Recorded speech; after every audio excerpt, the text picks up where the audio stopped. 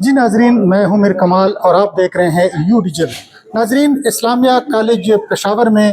طلباء کی خودکشی کے واقعات بڑھ رہے ہیں اور گزشتہ دنوں ایک اور طالب علم کی خودکشی کا واقعہ سامنے آیا ہے۔ اس واقعے کے خلاف اسلامی جمعیت طلباء اسلامیہ کالج یونیورسٹی یا پشاور کیمپس کے جو عہدیدار ہیں انہوں نے یہاں پہ پریس کانفرنس کی ہے۔ میرے ساتھ موجود ہیں اسلامی جمعیت طلباء اسلامیہ کالج یونیورسٹی کے ناظم آفتاب افریدی صاحب، ان سے بات کرتے ہیں۔ آفتاب افریدی صاحب، ایک یہ واقعہ بتائیں، اسلامیہ کالج میں گزشتہ ایک عرصے میں پے در پہ طلباء کے خودکشی کے یا اس پہ ٹارچر کے واقعات آ رہے ہیں۔ آپ نے تو کچھ ریزنز بیان کیے ہیں، لیکن کیا یہی ہو سکتا ہے کہ یہ ٹارچر جو ہے یہ صرف یونیورسٹی میں ہو سکتا ہے؟ کوئی گھریلو مسائل بھی اس میں آ سکتے ہیں، کوئی باہر اس کے نجی معاملات بھی آ سکتے ہیں؟ ابھی انکوائری رپورٹ نہیں ہوئی اور آپ لوگوں نے سارا معاملہ جو ہے وہ یونیورسٹی کے انتظامیہ پہ کر دیا۔ جی بسم اللہ الرحمن الرحیم۔ سب سے پہلے آپ کا شکریہ۔ بنیادی بات تو یہ ہے کہ ہم یہاں پر جب پریس کانفرنس کے لیے آئے ہیں اور ہم نے آپ کے سامنے یہ حاضر ہوئے ہیں تو ہم کسی کو کنویکٹ نہیں کرنا چاہتے اور نہ ہم کسی پر اس واقعے کا ملبہ ڈالنا چاہتے ہیں، لیکن ہم وہ وجوہات اور ریزنز بتا رہے ہیں کہ جن کی بنا پر اس سے واقعات رونما ہو سکتے ہیں اور ہوتے ہیں، اور ان ریزنز کا اور وجوہات کا اس میں بنیادی کردار ہوتا ہے۔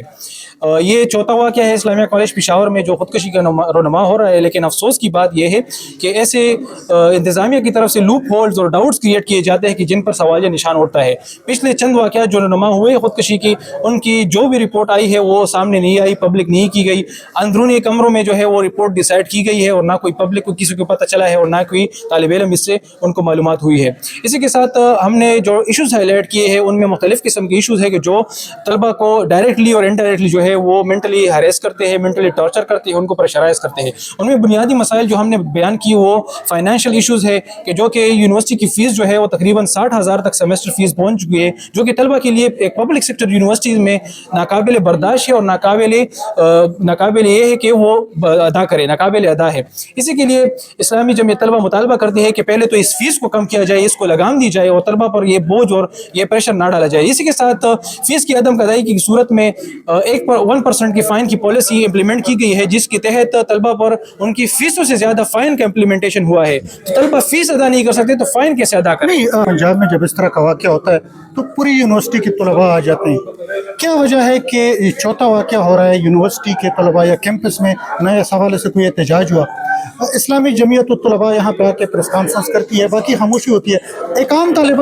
علم اس کے حوالے سے آواز کیوں نہیں اٹھاتا اگر اتنے مسائل ہیں یونیورسٹی میں؟ جی بالکل، آپ اسلامیہ کالج آئے اور اسلامیہ کالج کے ہر طالب علم سے پوچھے، وہ آپ کو یہی بات بتائیں گے، یہی مسائل بتائیں گے۔ جہاں تک احتجاج کی بات ہے تو احتجاج لاسٹ آپشن ہوتا ہے کہ جب کوئی بھی معاملہ جو ہے وہ جمہوری طریقے سے نہیں سنا جاتا، آئینی طریقے سے، زبان سے، بات چیت سے، ڈائلاگ سے نہیں سنا جاتا، تو پھر طلبہ جو ہے تنگ آتے ہیں اور پھر احتجاج پر نکلتے ہیں اور پھر جو ہے روڈیں بند کرتے ہیں اور احتجاج کرتے ہیں۔ اچھا، ایک تاثر یہ بھی ہے کہ یہاں پہ یونیورسٹی جو کیمپس ہے وہاں پہ ہم دیکھتے ہیں آئے روز طلباء کے احتجاج ہوتے ہیں، ہلڑ بازی ہوتی ہے، ہاسٹل میں آگ لگائی جاتی ہے، فائرنگ ہوتی ہے، اسلحہ برآمد کیا جاتا ہے۔ آپ کہتے ہیں کہ طلباء جو ہیں وہ دباؤ کا شکار ہیں، ہاسٹل جو ہیں وہ جلحانے ہیں، تو اگر یہ جلحانے تو طلباء کو اتنی ہلڑ بازی کی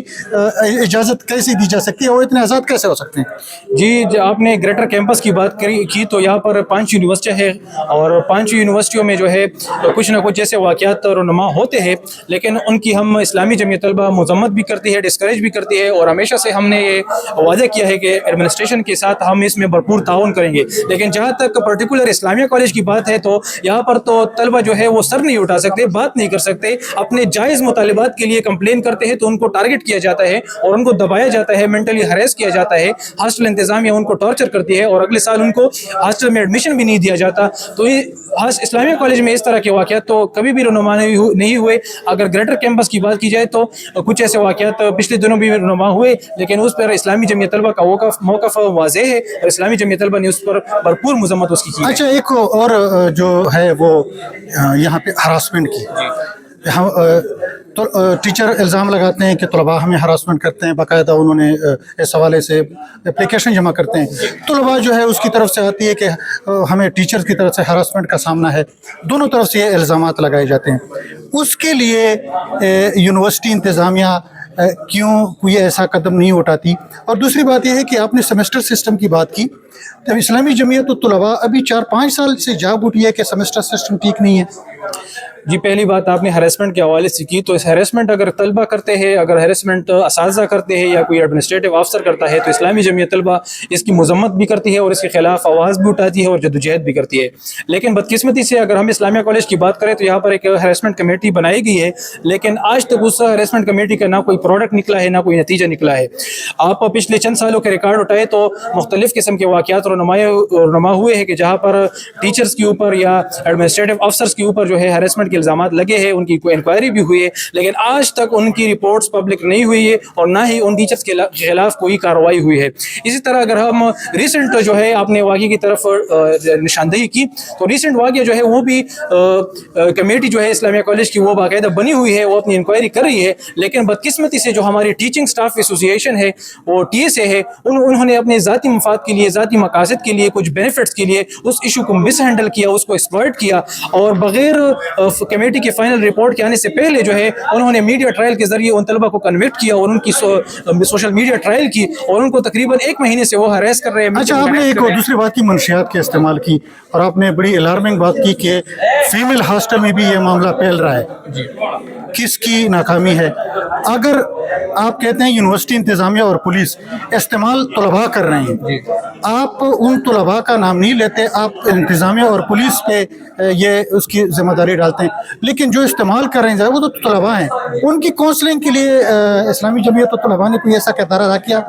اسلامی جمعیت طلبہ ڈرگس کلچر کے خلاف ہمیشہ سے آواز اٹھا رہی ہے، اور نہ صرف آواز اٹھا رہی ہے بلکہ عملی اقدامات بھی اٹھا رہی ہے۔ آپ دیکھتے ہیں کہ آئے روز ہم اینٹی ڈرگس واک بھی کرتے ہیں، اویئرنیس سیمینارز بھی کرتے ہیں، سیشنز بھی کرتے ہیں، طلبہ کو فروٹفل ایکٹیویٹیز کی طرف ہم راغب کرتے ہیں، کبھی اسپورٹس گالا کرتے ہیں، کبھی اسٹڈی سرکل کرتے ہیں، کبھی سیمینار کرتے ہیں، کبھی ایکسپو کرتے ہیں، کبھی ویلکم پارٹی کرتے ہیں۔ یہ تمام ایکٹیویٹیز ہم اسی وجہ سے کرتے ہیں کہ طلبہ کو نیگیٹیوٹی سے ہٹا کر پازیٹیوٹی کی طرف، ڈرگس کلچر کو ڈسکریج کر کے ہم پازیٹیو کلچر کی طرف طلبہ کو راغب کر سکے۔ اور جہاں تک آپ نے بات کی کہ طلبہ کا اس میں انوالومنٹ، تو لازمی بات ہے طلبہ کی بھی اس کچھ حد تک اس میں انوالومنٹ اس لحاظ سے ہے کہ وہ ڈرگز استعمال کرتے ہیں، لیکن یونیورسٹی انتظامیہ، چونکہ یونیورسٹی انتظامیہ جو ہے یونیورسٹی کی باؤنڈریز کو کنٹرول کرتی ہے، اس کی گیٹس کو کنٹرول کرتی ہے، اس کی ایڈمنسٹریشن کو کنٹرول کرتی ہے، تو اس کے لیے لازمی ہے کہ وہ ڈرگز کے روک تھام کے لیے عملی اقدامات اٹھائے۔ جب ڈرگز ہاسٹل پہنچیں گی نہیں تو پھر طلبہ استعمال کیسے کریں گے؟ اچھا، آپ نے کہا کہ رولز ریگولیشن پہ عمل درآمد کروانا انتظامیہ کا کام ہے۔ اگر وہ رولز ریگولیشن پہ عمل درآمد کرواتی ہے، طلباء کو پنشمنٹ دیتی ہے، آپ پھر بیچ میں آ جاتے ہیں کہ نہیں پنشمنٹ نہیں چاہیے، تو اس صورتحال سے انتظامیہ کیسے فیصلہ کر سکتی ہے کہ پنشمنٹ دیتی ہے تب بھی آپ اس کے خلاف ہوتے ہیں، نہیں دیتی آپ کہتے ہیں پنشمنٹ دے دیں؟ جی، ہمارا یہ مطالبہ ریٹن میں بھی موجود ہے اور یونیورسٹی کی ہر آفس میں یہ ریٹن پر موجود ہے اور میڈیا پر بھی موجود ہے کہ جب بھی رولز ریگولیشن کی بات آئی ہے تو اسلامی جمعیت طلبہ نے یہ بات کی ہے کہ اگر یونیفارم رولز ریگولیشن ہو، امپلیمنٹیشن اس کی صحیح نیت سے ہو، صحیح جذبے سے ہو، تو اسلامی جمعیت طلبہ روز اول سے اس پر کوپریشن کا وعدہ بھی کرتی ہے اور عملی اقدامات بھی اٹھاتی ہے۔ لیکن اگر صرف